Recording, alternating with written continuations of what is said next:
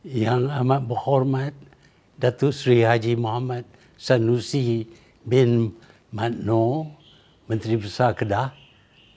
Yang berhormat anggota pentadbiran kerajaan negeri, pegawai-pegawai kerajaan negeri dan persekutuan, para tetamu serta hadirin sekalian. Assalamualaikum warahmatullahi wabarakatuh dan salam sejahtera. Terlebih dahulu, saya ingin ucap berbanyak terima kasih kerana diberi peluang untuk berkongsi sedikit pandangan di majlis pelancaran The Greater Kedah pada hari ini. Saya ingin memohon maaf kerana tidak dapat hadir kerana saya agak kurang sihat dan dinasihatkan oleh doktor untuk tidak terlalu banyak bergerak buat masa ini. Namun, walaupun saya tidak dapat hadir, hati saya tetap bersama para hadirin. Kedah sudah pasti amat dekat di hati saya. Tempat jatuh lagi dikenang. Ini kan pula tempat bermain. Tuan-tuan dan puan-puan, pertamanya, pelancaran Greater Kedah hari ini bertujuan untuk menetapkan hala tuju pembangunan negeri. Ia bagi saya adalah kesinambungan kepada perancangan memajukan State Government 4 ataupun SG4 yang kita lancarkan pada awal September lalu. Dalam lain perkataan, Greater Kedah tidak bergerak secara sendirian tetapi berkait rapat dengan usaha memajukan SG4 yang mana Kedah adalah salah satu daripada 4 negeri tersebut. Bezanya ialah SG4 bertindak dari atas ke bawah, manakala Greater Kedah bersifat dari bawah ke atas. Ia tidak bercanggah, malahan bersifat komplementari atau saling melengkapi.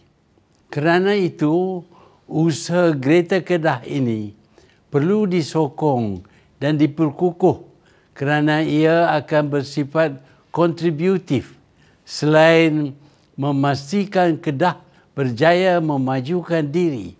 Ia akan menyumbang kepada kejayaan SG4. Selain itu, kejayaan Kedah menjadi maju akan mewujudkan persaingan sihat di antara negeri-negeri SG4 yang lain. Tuan-tuan dan puan-puan, walaupun Kedah sering dianggap sebagai salah satu negeri yang agak ketinggalan berbanding negeri lain di pantai barat, ia memikul satu tanggungjawab besar terhadap kelangsungan Malaysia. Panggilan Negeri Jelapang Padi adalah satu gelaran yang datang dengan satu tanggungjawab yang besar kerana Kedah dipertaruhkan sebagai negeri pembekal makanan ruji utama buat negara.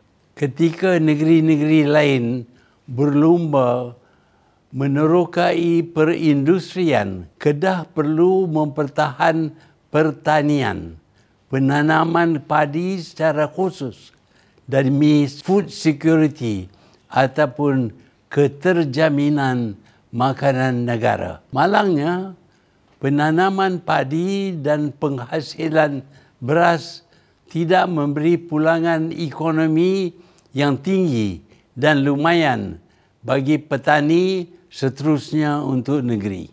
Jika boleh, saya sarankan inisiatif Greater Kedah mungkin mahu mempertimbangkan cara meneruskan sektor pertanian, khususnya penanaman padi dengan menggunakan pendekatan sistem perladangan komersial. Pendekatan ini bermakna pemilik sawah tidak lagi menanam secara bersendirian, tetapi mereka terkumpul di dalam satu kelompok besar dan diuruskan oleh pakar pengurusan pertanian.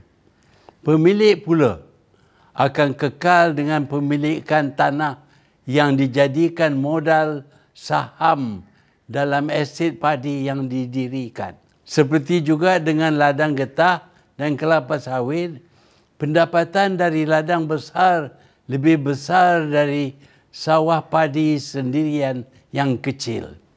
Ini memastikan tiada tanah sawah terbiar atau yang memberi hasil yang rendah. Tuan-tuan dan puan-puan, walaupun Kedah telah sejak begitu lama dikenali sebagai negeri jelapang padi, ia telah berjaya memperluas dan mempelbagaikan aktiviti ekonominya. Kulim High Tech Park, Kulim Industrial Corridor, 8 Special Economic Zone, Kedah Rubber City dan Kedah Science and Technology Park wujud sebagai bukti pencapaian tersebut.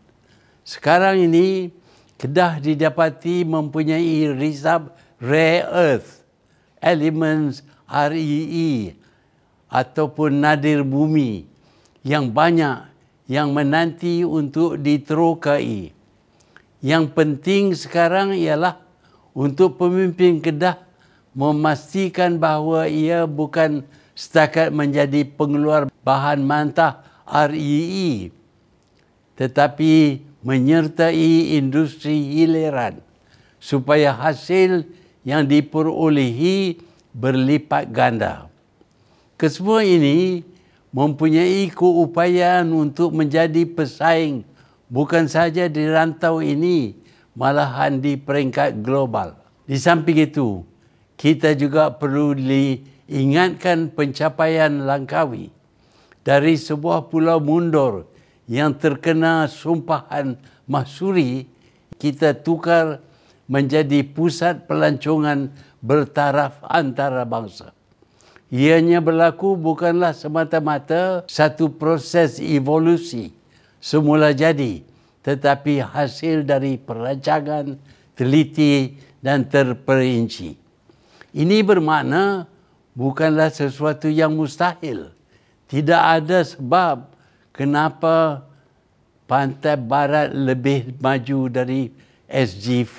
Tuan-tuan dan puan-puan, namun begitu, untuk memastikan kesemua blueprint dan perancangan yang disediakan mencapai matlamat, amat penting untuk pemimpin dan pelaksana mempunyai sikap amanah serta rasa bertanggungjawab. Kedua sikap ini akan memastikan pelaksanaan apa juga perancangan yang disediakan akan tercapai. Jika tidak, selain rasuah, proses birokrasi yang menyusah dan membeban akan membuat pelabur membawa pelaburan mereka ke negeri ataupun negara lain. Dasar yang digubal oleh kerajaan jika tidak dilaksana dengan baik oleh semua pihak, dasar tersebut tidak akan berjaya.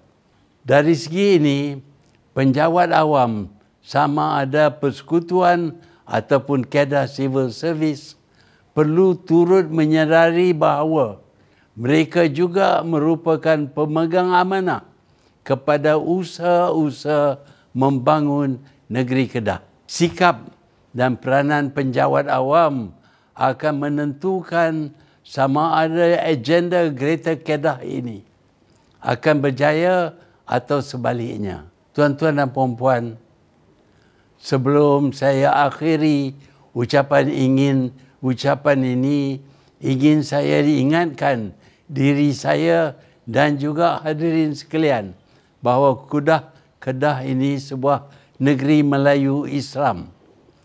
Sudah sampai masanya kita keluar dari kepercayaan bahawa dunia ini untuk bukan Islam dan akhirat itu untuk kita. Kita perlu menghayati tuntutan agama bahawa kita berhak di dunia dan di akhirat. Jika kita terima hakikat ini, kita juga akan sedar bahawa memajukan negeri kita ini adalah amanah yang wajib kita laksanakan. Kerana jika kita berjaya memajukan Kedah dengan acuan kita sendiri, ianya adalah kejayaan orang Melayu dan agama Islam. Dengan itu barulah kita boleh mengaku bahawa kita telah melaksanakan tanggungjawab kita kepada agama, bangsa dan tanah air. Ini dituntut oleh Islam dan ia adalah satu ibadah. Terima kasih. Wassalamualaikum warahmatullahi wabarakatuh.